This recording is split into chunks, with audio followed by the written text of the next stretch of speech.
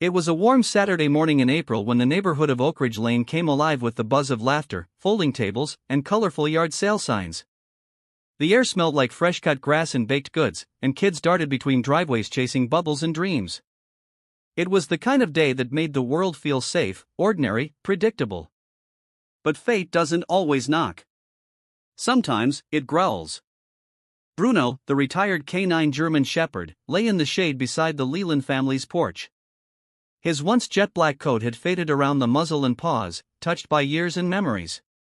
His ears twitched occasionally at the shriek of a child or the clang of a dropped tool, but he didn't move. Not until something shifted. Something subtle. Off. A presence. Across the street, a man stood too still, too out of place. He wore a dark hoodie despite the sun. He wasn't looking at the tables. He wasn't holding anything. His eyes were focused, not on the wares or the adults, but on the kids. Bruno's body stiffened. His nose lifted slightly, then dropped to the wind. A scent. Unfamiliar. Wrong. Inside, Mike Leland sipped lemonade and laughed with a neighbor, unaware that years of police training were about to be put to the test once more, only this time, it wouldn't be him who leapt into action first. Ethan, Mike's 8-year-old son, ran freely down the block with his friends, a trail of giggles following him. He held a plastic sword and had just declared himself a knight on a mighty quest. "Bruno's my dragon," he had said earlier that morning, wrapping his arms around the dog's thick neck. "But he only protects good people."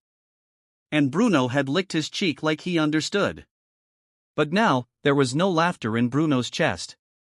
Only a low rumble, growing from his throat, curling out of his belly like thunder before the storm. No one noticed at first, just another dog barking on a lively day. But this bark wasn't joyful. It was primal. Piercing. Intentional. Bruno lunged forward off the porch, his paws pounding the pavement faster than he had moved in months. Pain didn't matter. Age didn't matter.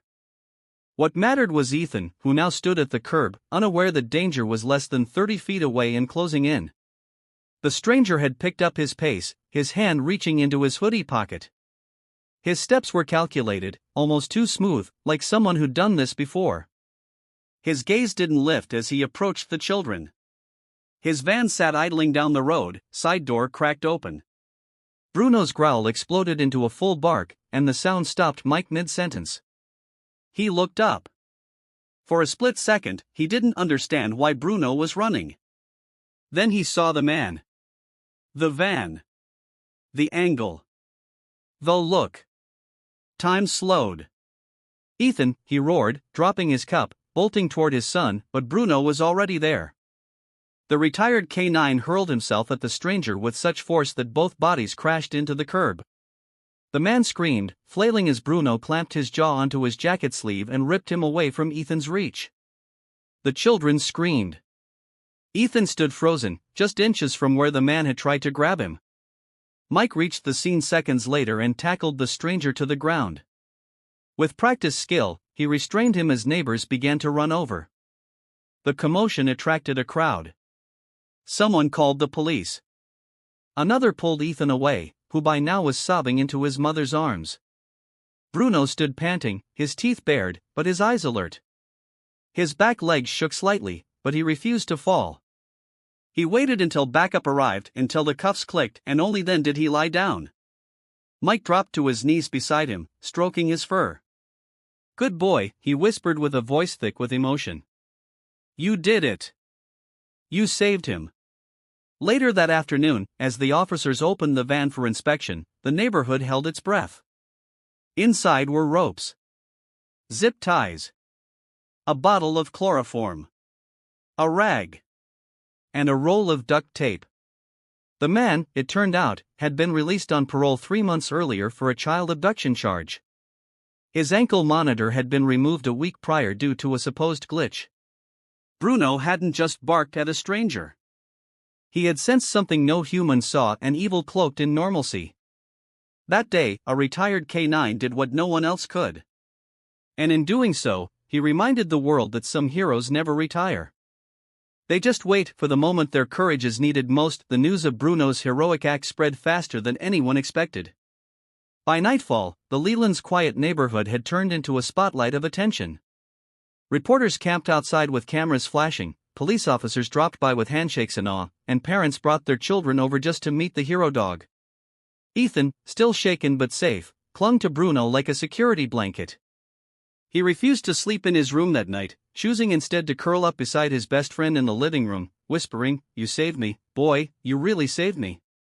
Mike watched from the hallway, arms folded, his throat tight with emotions he wasn't used to feeling so openly. Sarah stood beside him, her hand gently brushing his shoulder. They didn't speak, but they didn't need to. In that still moment, their hearts silently echoed the same truth: Bruno was family. Not just a dog. Not just a partner. He had given his soul to protect them all, even in retirement. Over the next few days, Bruno became something of a national symbol. The police department held a ceremony in his honor, draping a blue ribbon with a gold medallion around his neck. For unwavering service, it read. A nearby animal rescue launched a campaign called Bruno's Bark, encouraging families to adopt retired service dogs and give them homes of honor and love. People wrote letters from all over, some from children who'd been saved by dogs in the past, others from elderly war veterans who said Bruno reminded them of the selflessness they once saw in battle. But Bruno didn't care for medals or headlines. His world was simple: Ethan's laughter, Sarah's soft pats, Mike's proud eyes, and a sun-drenched yard that smelled of spring. However, something was different now. His body had slowed down even more after the incident. His steps were heavier. His rest deeper. It was as if he had poured every remaining ounce of strength into that one final act, and now, his time was winding down. Ethan noticed first. "Dad, Bruno's not playing much anymore." His voice was small, hesitant. "Is he okay?" Mike knelt beside his son, choosing his words carefully. "He's tired, buddy. You know how Grandpa gets after working in the garden all day?" Ethan nodded. "Well, Bruno's done a lot more than gardening in his life. He's been a warrior. Sometimes warriors get tired in their bones, even if their hearts are strong." That night, Ethan placed his favorite blanket over Bruno's body, tucking him in like he had so many times before. "It's okay, Bruno," he whispered. "You can rest now." 3 weeks later, Bruno passed peacefully in his sleep. Mike found him curled in the same spot he always waited for Ethan, by the front door. There was no pain on his face, only peace, a warrior laying down his armor. The family held a small ceremony under the big oak tree in their backyard. Ethan, with trembling hands, placed Bruno's medal beneath the soil along with his collar.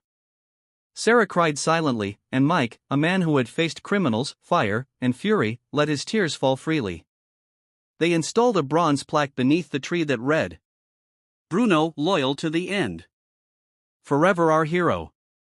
Each year, on the day of Bruno's growl, the growl that saved Ethan's life, the neighborhood gathers under that tree. They light candles. They bring flowers. They let their dogs run free in the yard as Ethan, now older, shares the story of the day a retired dog with gray in his fur and fire in his heart reminded everyone what love really looks like. Bruno's story has since inspired countless adoptions, donations to K9 retirement shelters, and even a children's book titled Bruno's Growl, written by Ethan himself when he turned 12.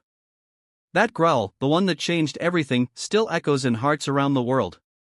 Because sometimes, it doesn't take a superhero cape or a police badge to save a life. Sometimes, all it takes is a growl from someone who refuses to stop protecting those they love. Backhand index pointing right. If this story touched your heart, please like this video, share it with someone who believes in second chances, and comment below with your thoughts. Don't forget to subscribe for more emotional and inspiring stories. Memo special request. Before you go, we'd love to hear from you. Have you ever known a dog who changed your life? Drop their name below and share one memory. Or simply type "Thank you, Bruno" to honor the brave souls who never stopped loving even after they were forgotten by the world.